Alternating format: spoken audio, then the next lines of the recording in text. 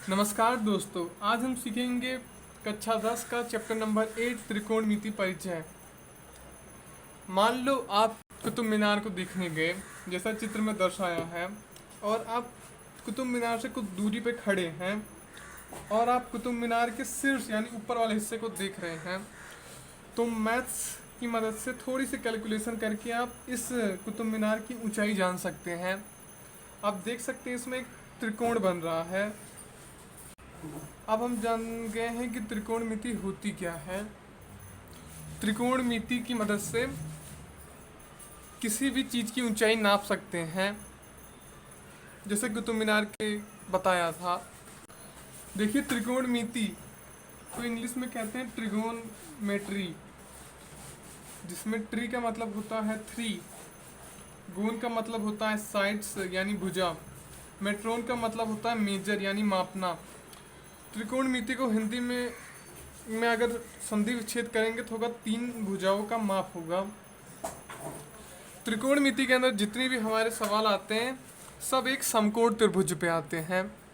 समकोण त्रिभुज वही जिसके अंदर 90 अंश का कोण बनता है, और यहाँ पर बनता है हमारा एक 90 अंश का कोण। इस भुजा के को मान लेते हैं हम ए, इसको बी और इसको सी। त्रिकोणमिति के हम जितने भी सवाल हल करेंगे उन सभी के अंदर ऐसा त्रिभुज बनेगा ही बनेगा।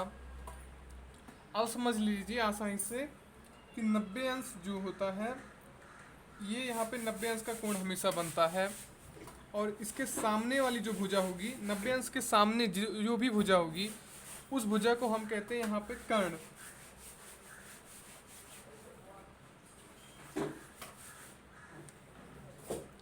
मान लीजिए कि यहाँ पर कोई एंगल बन रहा है, कोई कोण बन रहा है यहाँ पर एक ही तरफ में, तो इस कोण के सामने वाली भुजा जो होगी लंब होगी, और जो ये नीचे वाली भुजा बची है इसे कहेंगे आधार। इस चीज को आप अच्छे से समझ लिए, बहुत जरूरी है, क्योंकि 90 अंश के सामने वाली भुजा हमेशा होगी कर्ण, और जहाँ पे कोण बन रहा हो उसके सामने वाली भुजा हमेशा होगी लंब। इसे सामने की भुजा भी कहते हैं लंब को, और आधार को पास की भुजा भी कहते हैं। आप इसे भी समझ सकते हैं कि जहाँ पे कोण बन रहा है उसके जस्ट सामने वाली भुजा होगी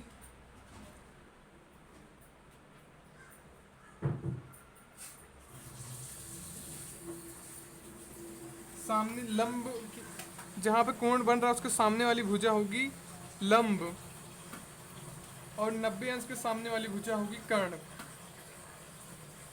यहाँ पर एक दूसरा त्रिभुज दिया है, जहाँ पे हमारा जो कोण है वो यहाँ पे बन रहा है। तो हमने पिछले त्रिकोण में से क्या सीखा था, जहाँ पर भी कोण बनता हो उसके जस्ट सामने वाली भुजा क्या होती है, लंब होती है।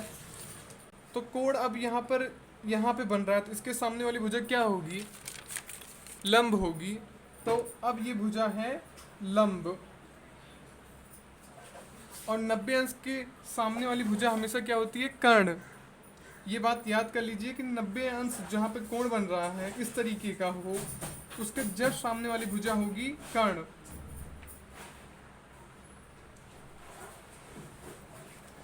और जो ये बची भुजा है, ये जो भुजा बची है पास वाली भुजा इसके, ये होगी आधार।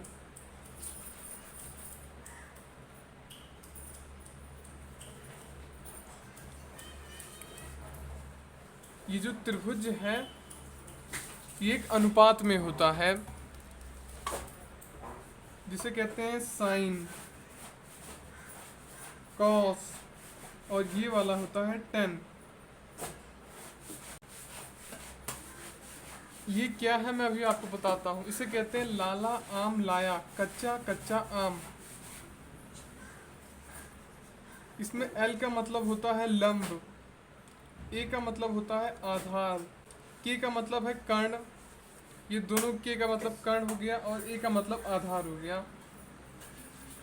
इसमें जो साइन है, साइन थीटा, अब ये थीटा क्या है, जो ये थीटा है ये किसी भी एंगल, जो एंगल हमें पता नहीं है उसके लिए हम थीटा का उपयोग करते हैं। जैसे कि ये एंगल है, यहाँ पे कोई एंगल बन रहा है और हमें पता नहीं कि एंगल है क्या, हम जानते ही नहीं हैं, तो उसके लिए हम यहाँ पर थीटा यूज करते हैं।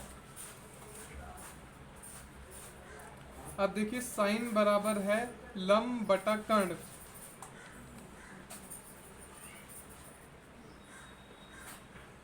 लंब बटा कर्ण के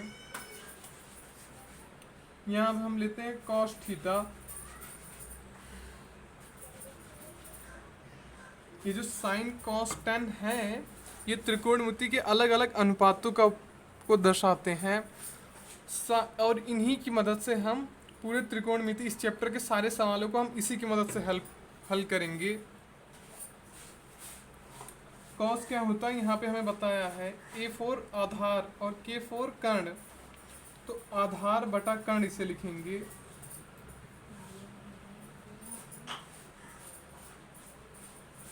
और यहाँ पर तीसरा है टेन। टेन क्या है, लंब बटा आधार, L से लंब और A से आधार, तो यहाँ हम लिखते हैं टेन थीटा। इसका भी एंगल हमें पता नहीं है, तो लंब बटा आधार,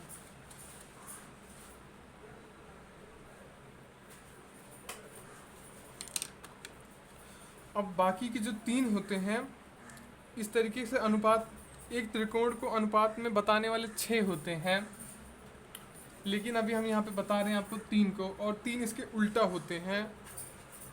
जैसे कि साइन का उल्टा हो जाएगा कोसेस,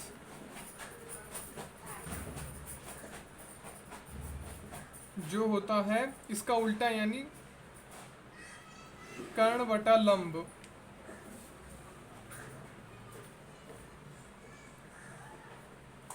और कॉस का उल्टा होता है सेस।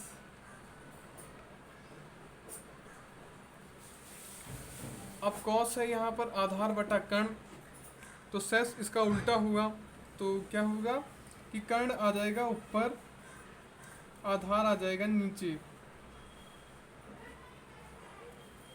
और जो टेन थीटा है यह है लंब बटा आधार, और ये हो जाएगा कॉट थीटा। तो अगर हम टेन का थीटा का उल्टा करेंगे तो आ जाएगा आधार बटा लंब, लंब। ये कुछ इस तरीके से हो गया। ये 6 त्रिकोणमितीय अनुपात को दर्शाते हैं, sine cos tan causes cess और कॉट। 90 अंश के सामने हमेशा होता है कर्ण, ये बदलता ही नहीं है कभी भी, ये हमेशा फिक्स है। 90 अंश के सामने वाली भुजा होती है कर्ण, और जहाँ पर भी थीटा एंगल बन रहा हो, कोई एंगल बन रहा, उसके जस्ट सामने वाली भुजा होती है लंब, और जो बाकी बची एक भुजा है, पास वाली भुजा है, ये होती है आधार। अब आप बताइए कि यहाँ पे साइन की क्या वैल्यू होगी। मैं यहाँ पर ये लिख देता हूँ, काला आम लाया।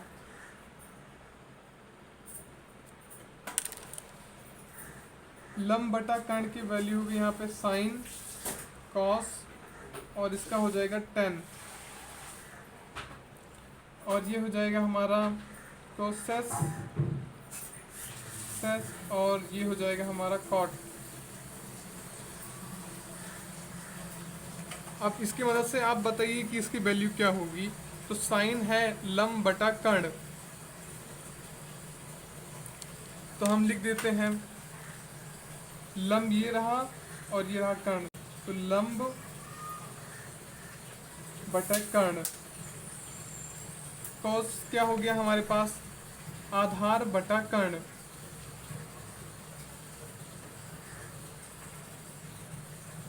और 10 हो जाएगा लंब बटा आधार।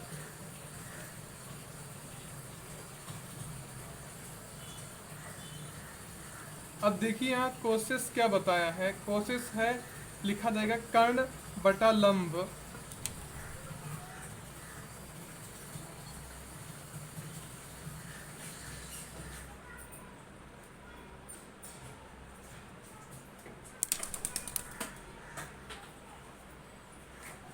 कोशेस क्या होगा, कर्ण बटा लंब, जो कि इसका उल्टा भी है, कर्ण बटा लंब।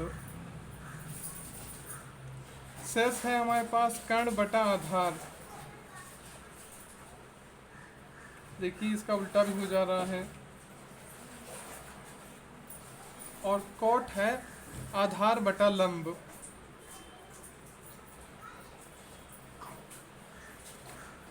अगर जो अभी पिछले आपने 10 मिनट में सीखा, अगर वो आपने ठीक ढंग से ठीक सीखा है, तो आप 8 दशमलव एक्सरसाइज काफ़ी आराम से सॉल्व कर सकते हैं।